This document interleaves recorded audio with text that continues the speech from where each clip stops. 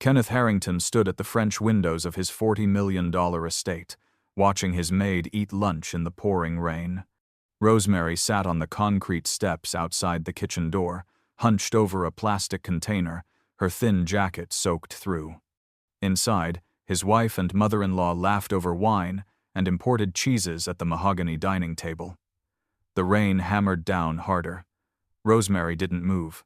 She just kept eating, methodical and slow, as if she'd done this 100 times before. Kenneth's hand tightened on his coffee cup.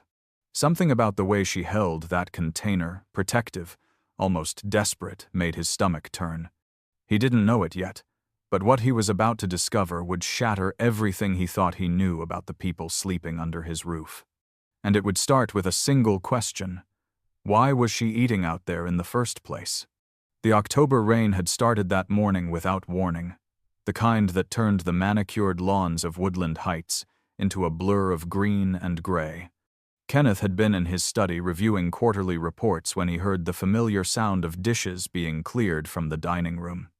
Through the open door, he caught glimpses of Rosemary moving between the kitchen and the formal dining area, her movements efficient and quiet as always. She had worked for his household for 3 years now, ever since his late wife Helen had hired her. Helen had passed away 2 years ago from a sudden heart attack, and Kenneth had remarried Constance within a year. His new mother-in-law, Judith, had moved in 6 months ago, claiming she needed family support after her own husband's death. Kenneth returned his attention to the financial statements, but something nagged at him. The house felt different lately. Colder. Not in temperature, but in atmosphere. He heard Constance's voice from the dining room, sharp and dismissive, followed by Judith's lower murmur. Then, silence. When he glanced up again, Rosemary was no longer visible through the doorway. Curious, he stood and walked toward the windows that overlooked the back terrace and kitchen entrance. That was when he saw her, sitting outside in the rain, eating from a plastic container balanced on her knees, her back pressed against the brick wall as if trying to make herself as small as possible. Kenneth's first instinct was confusion. Why would she choose to sit out there when the staff dining area was perfectly comfortable inside? Then he noticed other details. The way her shoulders hunched forward, protective. The slight tremor in her hands as she lifted the fork to her mouth. The plastic bag beside her feet, stuffed with what looked like pill bottles. He had seen that bag before, always tucked under her arm when she arrived in the morning or left in the evening. He had never thought to ask about it. Now, watching her eat alone in the downpour, he felt a weight settle in his chest. Something was very wrong here, and he had been too blind, too absorbed in his own world of mergers and board meetings, to see it. He was about to open the door and call out to her when Constance appeared beside him, her perfume arriving before she did. She followed his gaze and made a soft sound of irritation. She insisted on eating out there, Constance said, her tone clipped. Mother offered her the staff room, but she refused. Some people just prefer to be difficult. Kenneth turned to look at his wife. Her face was perfectly composed, her blonde hair styled in soft waves, her cashmere sweater the color of cream. Everything about her looked right, sounded right. But something in her eyes, a hardness he had not noticed before, made him pause. Why would she refuse? He asked quietly. Constance shrugged, already turning away. Who knows? Maybe she feels more comfortable outside. You know how some people are. The words hung in the air like a challenge, and Kenneth felt something shift inside him, a small crack in the foundation of his carefully constructed life. Lunch ended, and Rosemary came back inside, her clothes dripping water onto the tile floor. Kenneth watched from the hallway as she moved through the kitchen, methodically drying herself with paper towels before resuming her work. She did not look up, did not acknowledge anyone. She simply disappeared into the rhythm of her tasks, scrubbing counters, loading the dishwasher, wiping down surfaces until they gleamed. Judith emerged from the dining room, her tall frame casting a long shadow across the kitchen floor. She paused, watching Rosemary work, and Kenneth saw something flicker across the older woman's face. Satisfaction, perhaps, Or something darker? Judith said nothing, but her presence seemed to fill the space, heavy and oppressive, until Rosemary's movements became even more careful, even more contained. That night, Kenneth could not sleep. He lay beside Constance in their king-sized bed, listening to her steady breathing, and thought about the woman eating in the rain. He thought about Helen, his first wife, who had always treated their staff with kindness and respect. Helen had been the one to hire Rosemary, had spoken highly of her work ethic and gentle nature. She had mentioned something else, too, something Kenneth had forgotten until now. That Rosemary was special, that she had done something important once, something that mattered. But Helen had died before she could tell him the whole story, and Kenneth had been too grief-stricken to ask for details.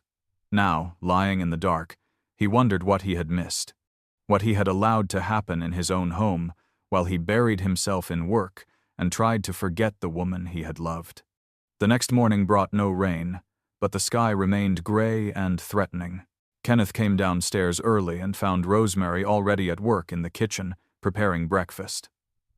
She wore the same thin jacket from yesterday, now dry but worn at the elbows. Her face looked tired, with dark circles under her eyes that makeup could not hide. When she saw him, she straightened immediately, her expression shifting to one of professional courtesy. "Good morning, Mr. Harrington," she said softly. "Breakfast will be ready in 15 minutes. Kenneth nodded, pouring himself coffee from the pot she had already prepared. He wanted to ask her about yesterday, about the rain, about the tremor in her hands and the pills in her bag. But the words stuck in his throat, tangled up with years of social conditioning that told him not to pry into the personal lives of employees. Instead, he said, "Rosemary, if you ever need anything, you know you can come to me, right?" She looked at him then, really looked at him, and for a moment he saw something raw and vulnerable in her eyes. But it vanished as quickly as it appeared, replaced by that same professional mask. "Thank you, sir," she said. "I appreciate that." Then she turned back to the stove, and Kenneth knew the conversation was over. He took his coffee to the dining room and waited for his family to join him, feeling like a coward. Constance and Judith arrived together, already deep in conversation about some charity event they were planning. They barely acknowledged Rosemary as she served their breakfast, moving around them like a ghost.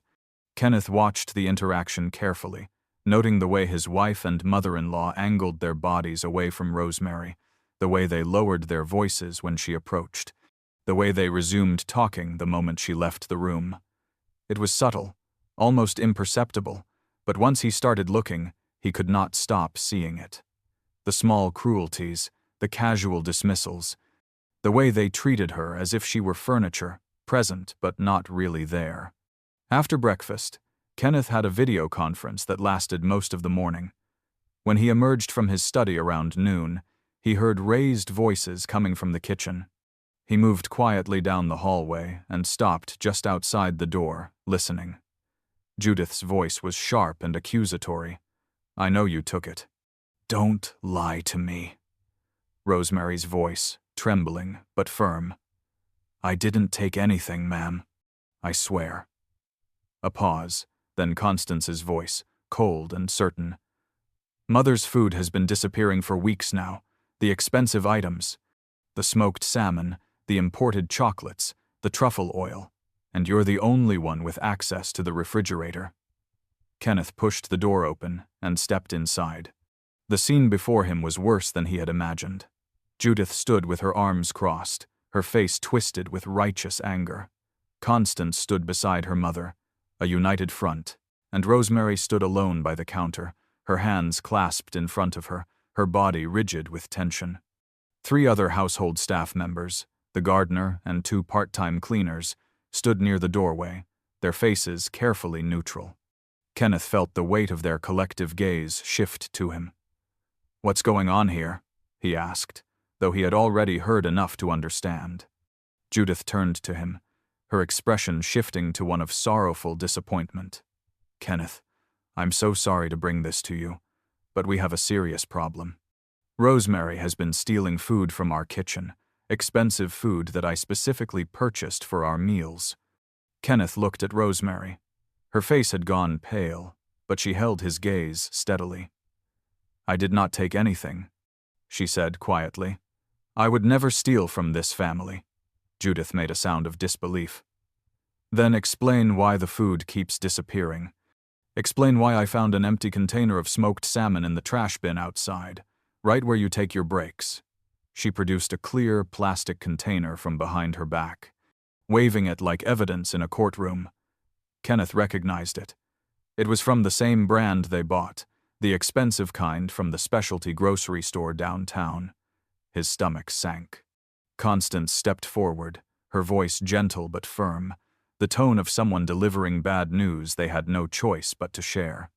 "Kenneth, I know this is difficult, but we have to think about our household security. If we can't trust the people who work here, if things keep disappearing, we have no choice but to let her go."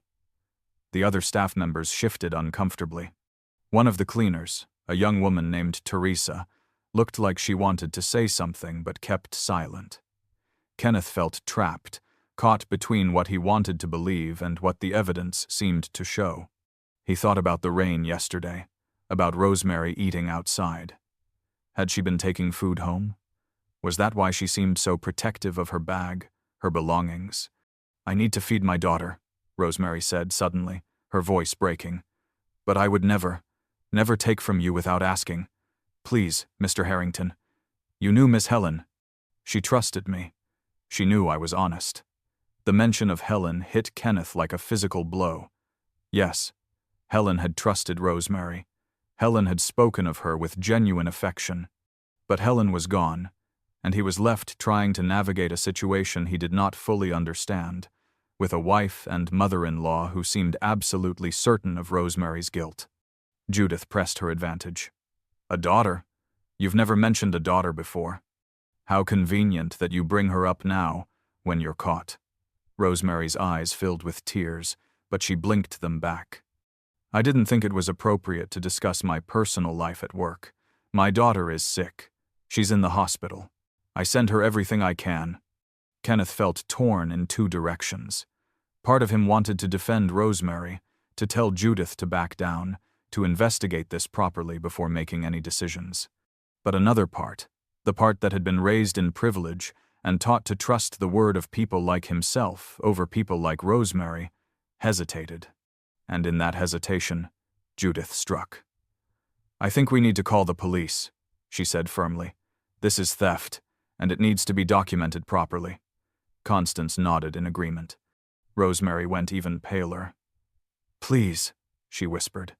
"Please don't do that. I need this job. My daughter needs me." Kenneth held up his hand. "Let's not be hasty," he said, trying to find some middle ground. "Judith, are you absolutely certain the food was stolen? Could there be another explanation?" His mother-in-law's eyes narrowed. "Are you calling me a liar, Kenneth?" The room went silent. He felt Constance stiffen beside him, felt the judgment of everyone present. This was the moment. He could either stand up for what he felt in his gut was right, or he could take the easier path, the one that kept peace in his household and avoided conflict with his new family. He chose wrong. "No," he said quietly. "I'm not calling you a liar. Rosemary, I think it's best if you take the rest of the day off.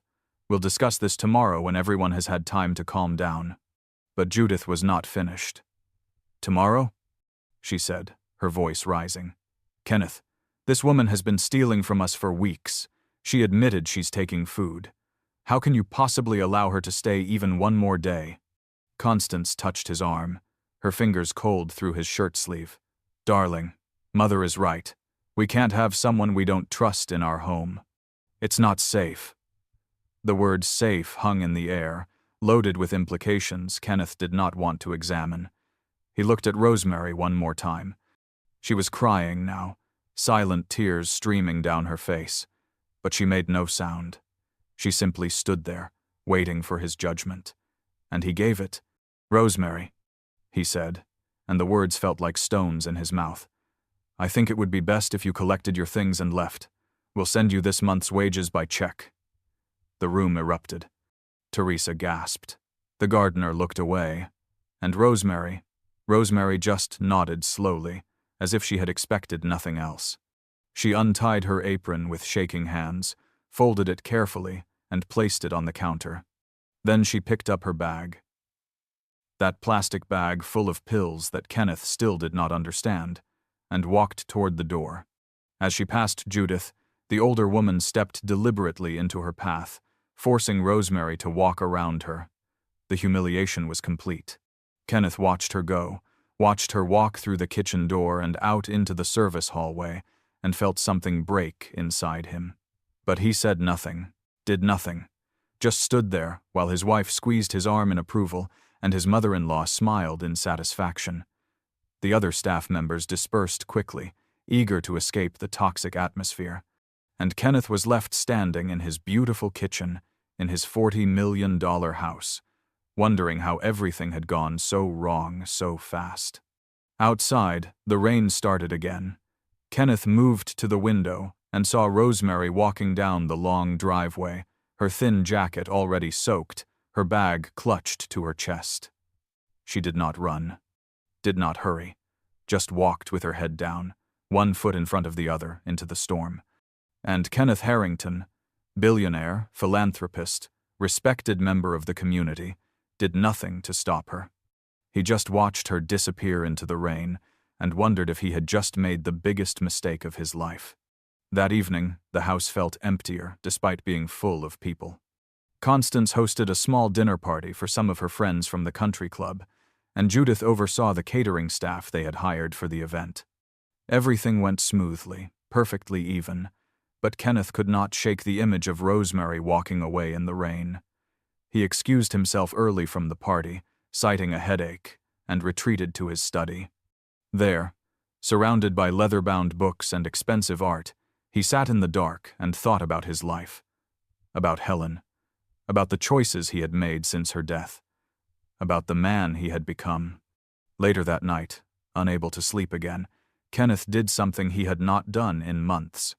He went into the guest room where Helen's personal belongings were stored, boxes he had been too heartbroken to sort through. He opened the one labeled Journals and Letters and began to read. Helen had been a writer, had kept detailed diaries of her thoughts and experiences. Kenneth flipped through pages, looking for any mention of Rosemary. He found it 3/4 through the second journal, an entry from 4 years ago. "Today, I met the most remarkable woman," Helen had written. "Her name is Rosemary Pierce, and she saved my life." Kenneth sat up straighter, his heart beginning to pound. He read on. "There was a fire in the East Wing," Helen continued, "an electrical fault that started in the middle of the night. Kenneth was away on business, and I was alone except for the night staff. The smoke detectors failed, and by the time I woke up, the hallway was filled with smoke. I couldn't find my way out. I was panicking, choking, certain I was going to die. And then she appeared. Rosemary, who was working late, finishing some deep cleaning. She found me, wrapped me in wet towels, and led me through the smoke to safety. She saved my life, Kenneth. This incredible woman risked herself to save me, and when the firefighters asked her about it later, she said she was just doing what anyone would do. But I know better. Not everyone would run into a burning building. She is a hero, and I am forever grateful." The journal entry continued. "I've asked Rosemary to work for us permanently. She's a single mother with a young daughter, struggling to make ends meet. She's exactly the kind of person I want in our home, someone with genuine goodness in her heart. Kenneth will like her too, I'm sure. She has such a gentle spirit, but also incredible strength. I told her she's not just an employee to me. She's family now. And I will make sure she's always taken care of, always protected. That's a promise." Kenneth closed the journal, his hands trembling. Helen's promise, a promise he had just broken. Rosemary had saved his wife's life, and he had repaid her by throwing her out into the rain based on accusations he had not even properly investigated. The shame hit him like a wave, drowning him in its intensity. He had failed Helen, failed Rosemary, failed himself, But more than that, he realized with growing horror that something else was wrong. The timing of the accusations, the way Judith had produced that container so quickly, the way Constance had been so ready to support her mother, it all felt staged, rehearsed. And if that was true, if his suspicions were even partially correct, then he had been played for a fool.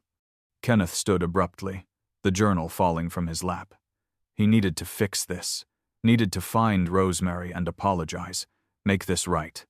He grabbed his phone and pulled up the employee records, finding her address.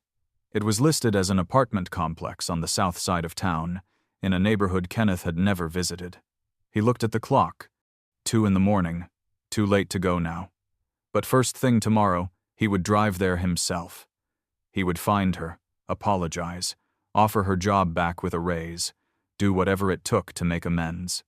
The decision made, he felt fractionally better, though the guilt still sat heavy on his chest. But sleep would not come.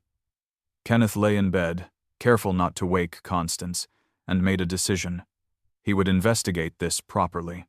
If Judith and Constance had lied to him, if they had framed an innocent woman, then he needed to know. And if Rosemary was truly guilty, then he needed to understand why, needed to help her find a better solution than stealing.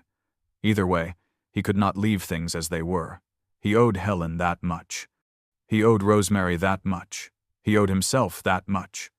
Tomorrow, everything would change. He would make sure of it. The morning came too slowly. Kenneth woke before dawn, dressed quietly, and left the house while Constance still slept. He drove through the empty streets as the city began to wake, heading south toward neighborhoods that grew progressively less manicured, less pristine.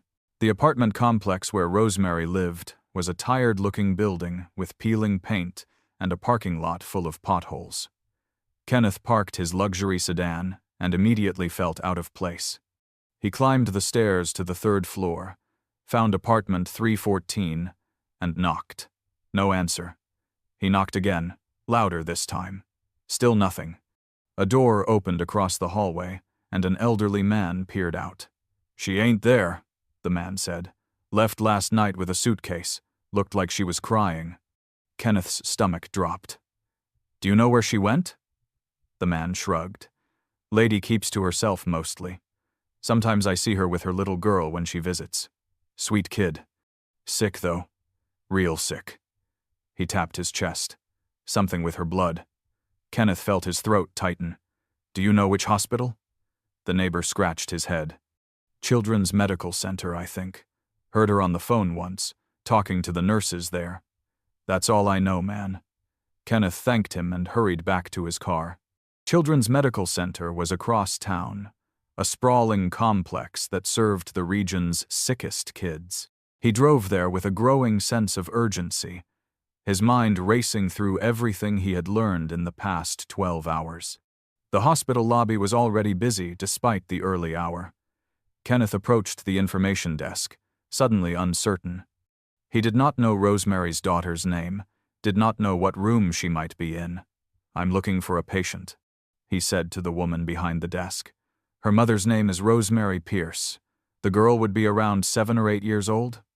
The woman typed on her computer, her expression professional but sympathetic. "We have patient privacy policies, sir. Are you family?" Kenneth hesitated, then decided on honesty. "No, but I'm someone who owes her family a great deal, and I need to find them." The woman studied him for a moment, then seemed to make a decision. "3rd floor, oncology unit. Room 327. But visiting hours don't start until 9. Kenneth checked his watch. 7:15. He could wait. He took the elevator to the 3rd floor anyway, found himself in a hallway decorated with cheerful murals and colorful signs designed to make sick children feel less afraid. The oncology unit. Cancer. Rosemary's daughter had cancer. The pills in the bag, the tremor in her hands, the desperation to keep her job.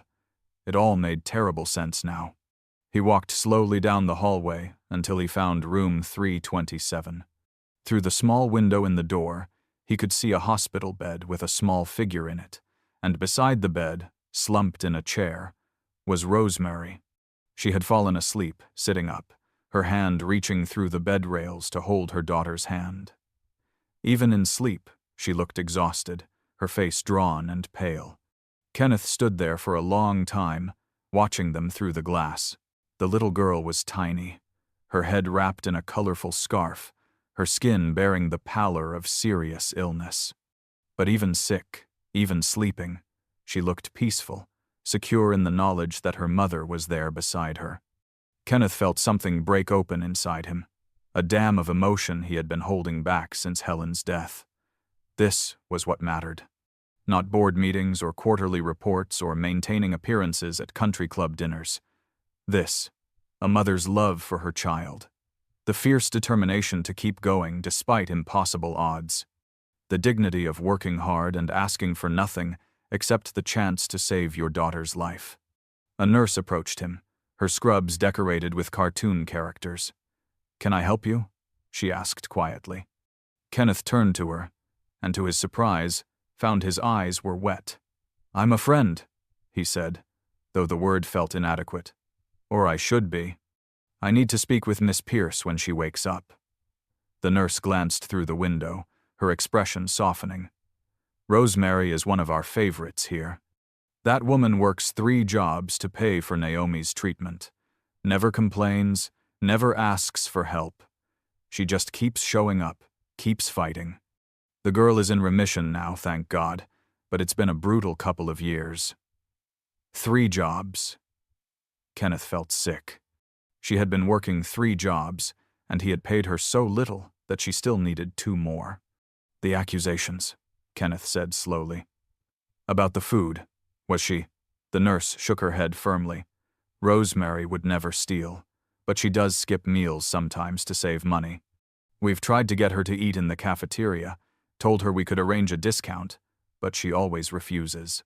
Says the money needs to go to Naomi's medicine first."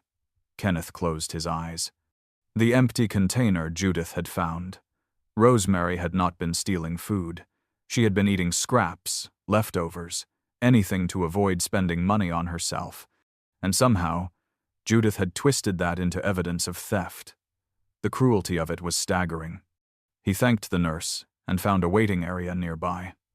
He would stay until Rosemary woke up, however long that took. He owed her that much. As he sat in the uncomfortable plastic chair, he pulled out his phone and made a call. "Brandon Wells' law office," a young voice answered. Kenneth had met Brandon at a legal conference 6 months ago, had been impressed by the young attorney's passion for civil rights cases. "This is Kenneth Harrington," he said. "I need your help with something urgent. I believe someone has been defamed, and I want to make it right. Can you meet me today?" They arranged to meet at noon at a coffee shop near the hospital. Kenneth ended the call and made another one, this time to a private investigator Helen had used years ago to verify potential business partners. By the time Rosemary woke up, Kenneth had set several wheels in motion. He watched through the window as she stirred, stretched, then immediately checked on her daughter. Naomi was still sleeping, her small chest rising and falling with steady breaths. Rosemary stood carefully, wincing as if her back hurt. And that was when she looked up and saw Kenneth standing in the hallway. Her face went through a series of emotions: surprise, fear, confusion, and finally, resignation. She came to the door and stepped outside, pulling it closed softly behind her. They stood facing each other in the bright hospital corridor, an impossible gulf between them despite being only feet apart. "Mr. Harrington," Rosemary said quietly, "I don't know why you're here, but I can't talk right now. My daughter." Kenneth held up his hand, stopping her. "I know," he said. "I know about Naomi, I know about the cancer, and I know I made a terrible mistake yesterday. Rosemary, I need you to listen to me. I found Helen's journal last night. I read about the fire, about what you did. You saved my wife's life, and I threw you out of my house based on lies. I am so deeply sorry." Rosemary stared at him, her eyes filling with tears. She tried to blink away. "Miss Helen was a good woman," she said, her voice cracking. "She treated me like family. She promised she would always take care of me, that I would always have a place with you. I trusted that promise. I needed that promise. The tears spilled over now, running down her cheeks. I didn't steal anything, sir. I swear to you. I would never. But nobody believed me. Not even you. The accusation in those last words cut deeper than anything Kenneth had ever felt. She was right. He had not believed her, had not even tried to believe her. He had chosen the easy path, the comfortable path, and in doing so had betrayed everything Helen had stood for. I believe you now, Kenneth said, and I am going to prove it. But I need your help. I need you to trust me one more time. Rosemary wiped her eyes with the back of her hand. Why should I? It was a fair question. Kenneth had no good answer except the truth. Because Helen would want me to. Because it's the right thing to do. And because your daughter deserves a mother who doesn't have to work 3 jobs just to keep her alive. Let me fix this, Rosemary. Please. They stood in silence for a long moment, the sounds of the hospital around them, beeping monitors and hushed voices and the squeaky wheels of medication carts. Finally, Rosemary nodded. What do you need from me? Kenneth explained his plan. He had already hired Brandon Wells to represent her. He had hired an investigator to look into Judith's background and examine the evidence. But most importantly, he needed Rosemary to come back to the house, just once, for a family meeting he was going to arrange. I need everyone there, he said. Constance, Judith, the staff members who were present yesterday, and I need you to trust that I will make this right in front of all of them. Rosemary looked uncertain. I can't leave Naomi for long. The doctors want to run more tests this afternoon. Kenneth nodded. We'll work around her schedule. This weekend, then. Saturday afternoon. Can you do that? After a long pause, Rosemary agreed. Kenneth gave her his personal cell phone number and told her to call if she needed anything at all. Then he left her there in the hallway outside her daughter's room, hoping he had not just made another terrible mistake. The next 3 days passed in a blur of activity. Brandon Wells was as sharp as Kenneth remembered, immediately grasping the implications of the case. This isn't just about proving her innocence, Brandon said over coffee. It's about exposing a pattern of abuse and discrimination. If your mother-in-law fabricated evidence to get Rosemary fired, that's defamation at minimum, possibly criminal fraud. And if she did it because of racial prejudice, which seems likely given the circumstances, then we're talking about civil rights violations. Kenneth listened, his stomach churning. To hear it laid out in legal terms made it even worse. He had been complicit in a hate crime, essentially. He had let it happen in his own home. The private investigator, a woman named Patricia Gomez, worked quickly. She interviewed the other staff members privately, away from the house. Teresa, the young cleaner who had looked so uncomfortable during the confrontation, broke down almost immediately. Mrs. Judith told us we had to support her story or we'd be fired too, Teresa said, her voice shaking in the recording Patricia played for Kenneth. She said Rosemary was getting too comfortable, acting like she was better than her position. I knew it was wrong, but I have 2 kids and no other job lined up. I'm so sorry. I should have said something. The gardener told a similar story. Judith had orchestrated the entire thing, had even purchased duplicate food containers and placed them in the trash herself. But the most damning evidence came from Judith's own mouth. Patricia had a contact who worked at the country club where Judith spent her afternoons. That contact had recorded a conversation, completely legally since Connecticut was a one-party consent state, in which Judith bragged to a friend about getting rid of that black woman who thought she could eat at the same table as us. The recording was clear, vicious, and irrefutable. Kenneth listened to it once and had to leave the room. This was the woman living in his house. This was the woman his wife defended, the woman he had trusted over Rosemary.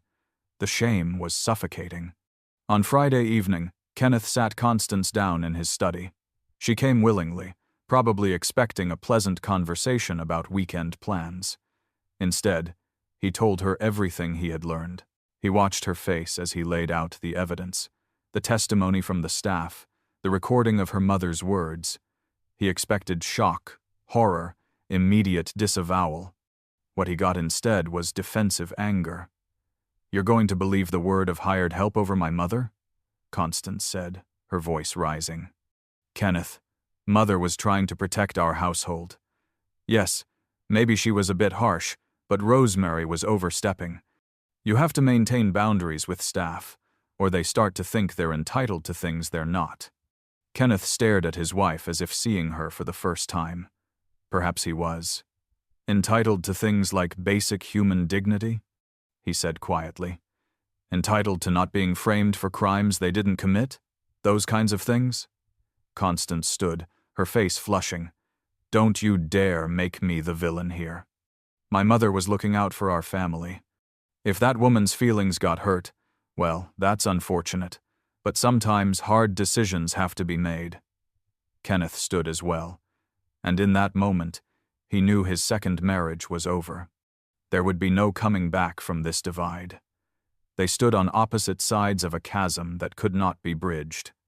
"Tomorrow afternoon," Kenneth said, his voice cold and formal, "I am hosting a meeting here at 2 o'clock. You, your mother, the household staff, my attorney, and Rosemary will all be present. The truth is going to come out, Constance. All of it. And then you and Judith can decide what you want to do. But I am done living with liars and bigots under my roof." Constance's eyes widened.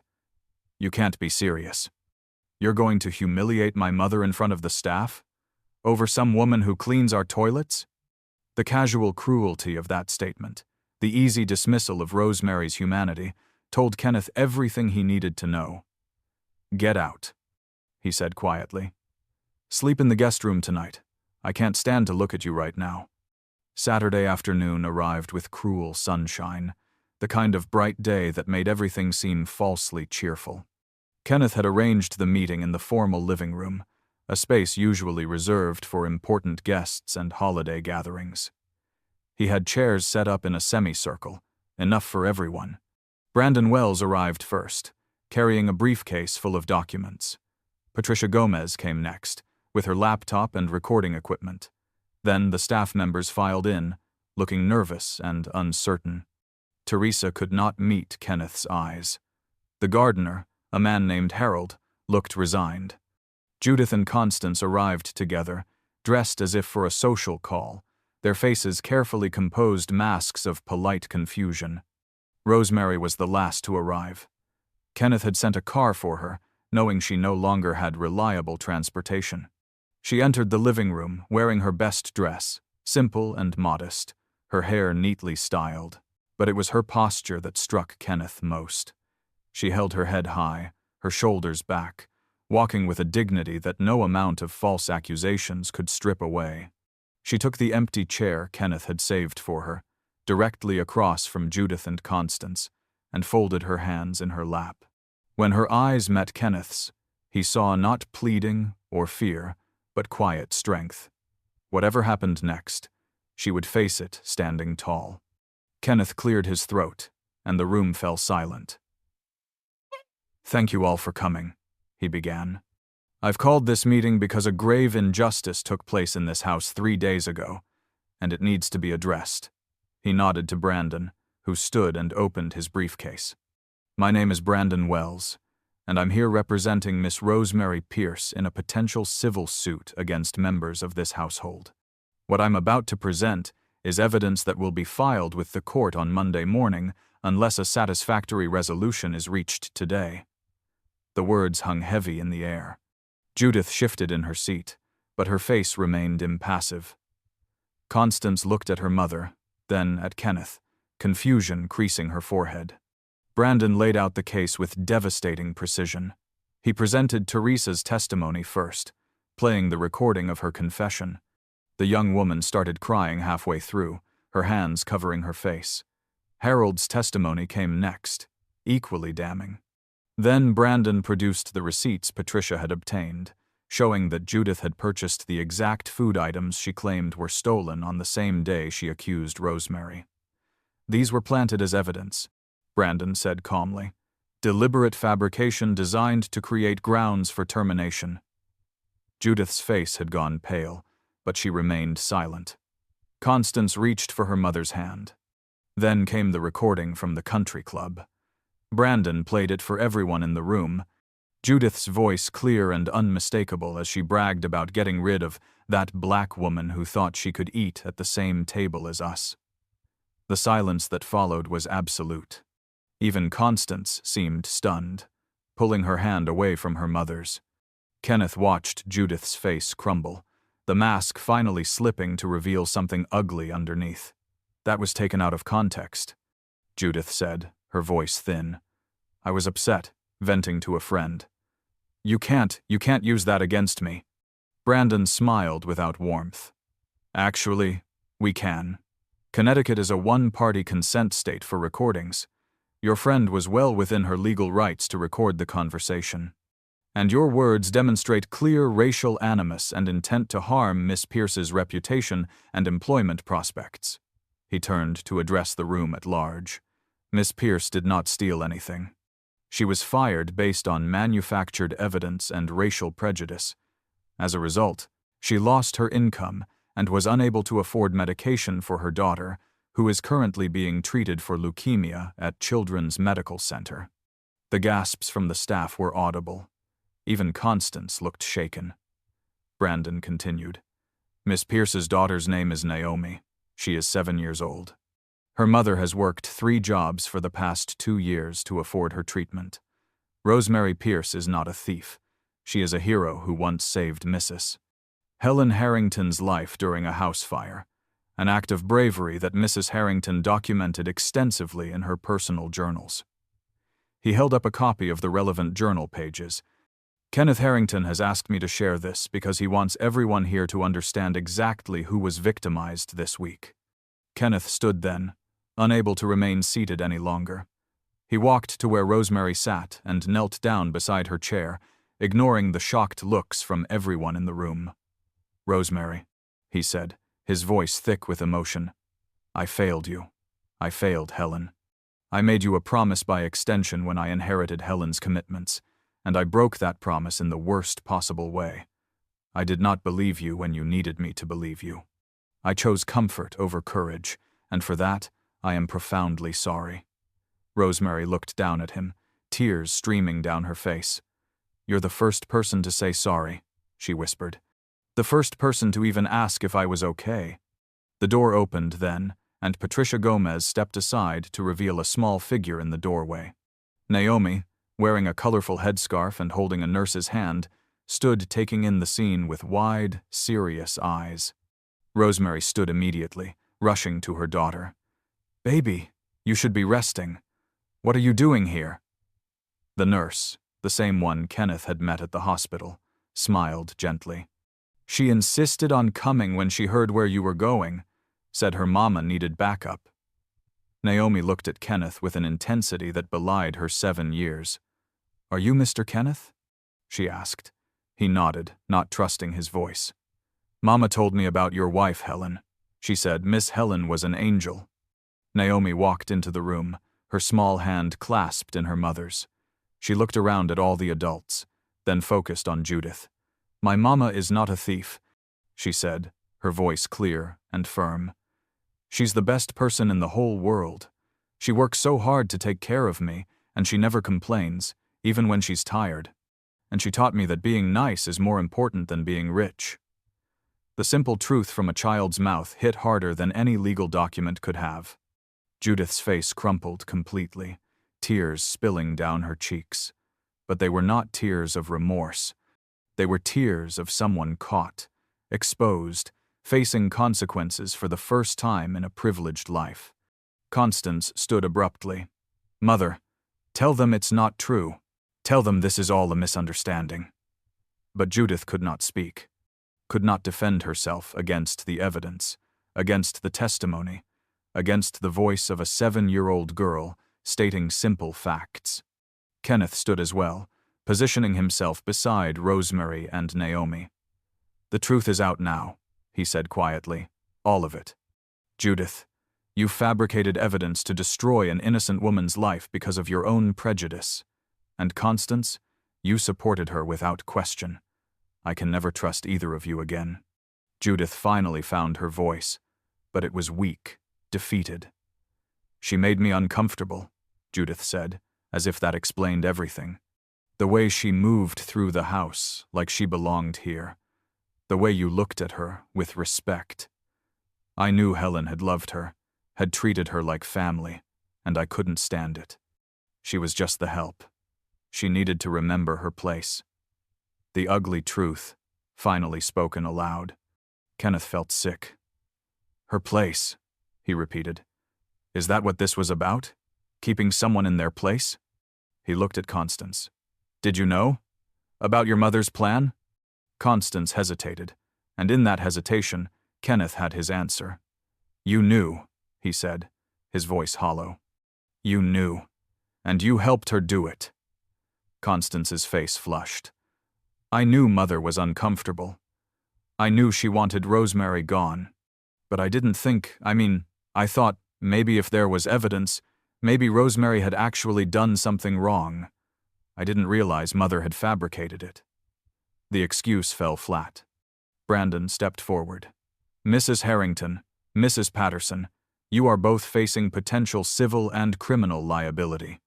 Miss Pierce has grounds to sue for defamation, intentional infliction of emotional distress, and racial discrimination. The evidence is overwhelming. I strongly suggest you consult with your own attorneys before this goes any further.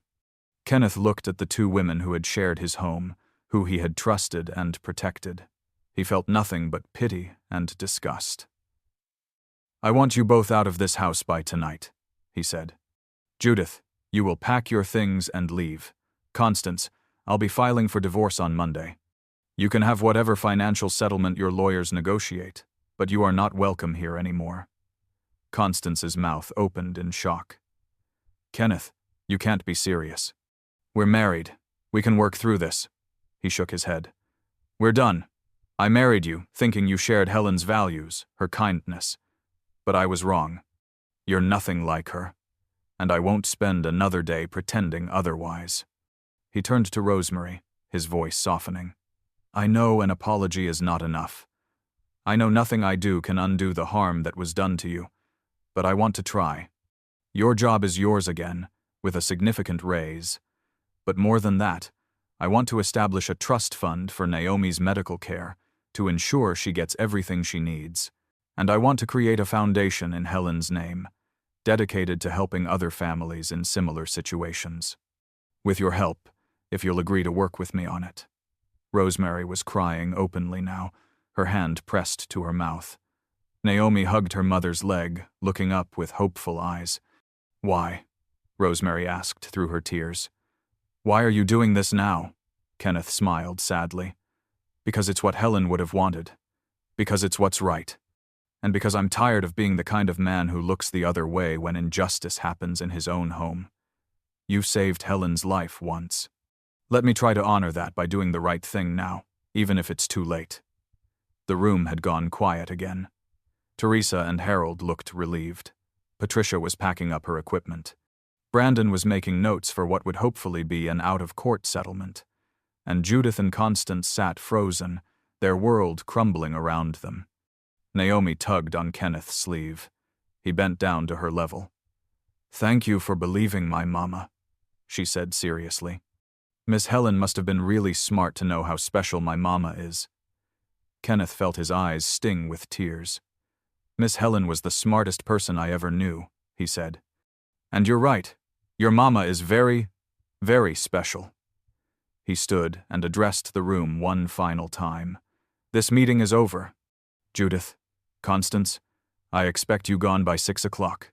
Staff members, thank you for your honesty. It took courage. Brandon, Patricia, thank you for your work. And Rosemary, he turned to her, welcome home. The weeks that followed were complicated and painful. The divorce proceedings were ugly, with Constance fighting for every penny despite her mother's disgrace. Judith faced civil charges and ultimately settled out of court, paying Rosemary a sum that ensured Naomi's medical care would be covered for years to come. The story leaked to the press despite Kenneth's attempts to keep it private, and for a while, he was everywhere in the news. Some outlets painted him as a hero who exposed racism in his own family. Others criticized him for not seeing it sooner. Kenneth ignored all of it, focused instead on making real changes. The Helen Harrington Foundation launched 3 months later, with Rosemary as its director of operations. The foundation provided support for working families dealing with childhood illness, covering everything from medical expenses to rent assistance to meal programs. Rosemary threw herself into the work with the same dedication she had brought to caring for Naomi, and Kenneth watched her blossom into a confident, powerful advocate. The woman who had been eating lunch in the rain now commanded conference rooms and negotiated with hospital administrators. She was magnificent. Naomi's health continued to improve.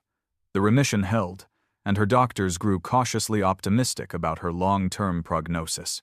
Kenneth visited them often at the hospital, bringing books and games for Naomi, coffee and conversation for Rosemary. They talked about Helen, about the past, about the foundation's work. Slowly, something like friendship developed between them. Not the employer-employee relationship of before, but something deeper, built on mutual respect and shared purpose. Kenneth learned about Rosemary's life, her struggles, her dreams, and in listening, he became a better man than he had been. 6 months after that terrible Saturday, Kenneth stood in his kitchen on a rainy afternoon and made a decision.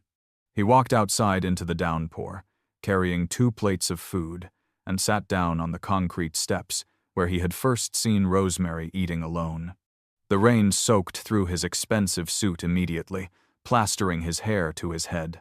A moment later, the door opened, and Rosemary stepped out, laughing.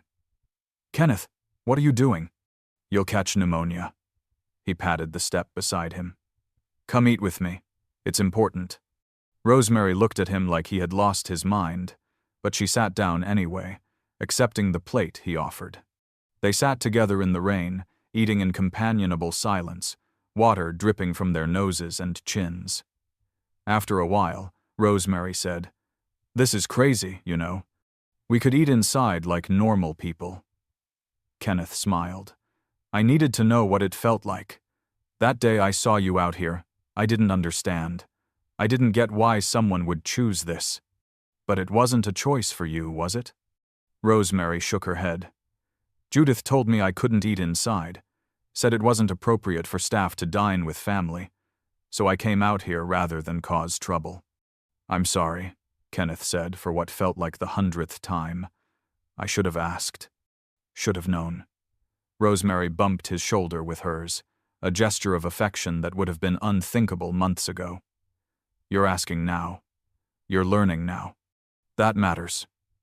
They finished their meal in the rain, and when they finally went inside, soaked and cold and laughing, Kenneth felt something he had not felt since Helen died. Hope. Real, genuine hope for the future. Not because everything was perfect, but because he was finally living according to his values instead of just talking about them. The foundation grew. Naomi started 3rd grade, her hair growing back in soft curls under the colorful scarves she still loved to wear. Rosemary bought a small house in a better neighborhood, with a yard where Naomi could play safely. Kenneth helped with the down payment, not as charity but as delayed payment for the life debt he owed her for saving Helen. And slowly, painfully, he learned to forgive himself for his failures, while never forgetting the lessons they had taught him. On the anniversary of Helen's death, Kenneth and Rosemary visited her grave together. Naomi came too, placing flowers on the headstone of a woman she had never met, but who had changed her life by recognizing her mother's worth. Kenneth told Helen about the foundation, about Rosemary's work, about the hundreds of families they had helped, and he made her a promise that he would never again look away from injustice, that he would never again choose comfort over courage, that he would honor her memory by living the values she had embodied. It was not enough, could never be enough, but it was a start.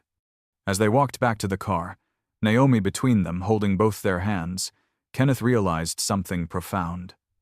Family was not about blood or legal ties or social position. Family was about who showed up when things got hard, who fought for you when everyone else walked away, who sat with you in the rain not because they had to, but because it mattered. By that definition, the three of them were more family than Kenneth had ever known. And that was not just okay, it was beautiful. The rain started again as they drove home, but this time, Kenneth did not see it as something to avoid or endure. He saw it as something to move through together, a temporary discomfort that made the warmth afterward feel earned. Rosemary caught his eye in the rearview mirror and smiled, understanding passing between them without words. They had both survived their own storms, and on the other side, they had found not just survival, but purpose, not just healing, but hope. And perhaps most importantly, they had found each other, and in doing so, had found their way back to themselves.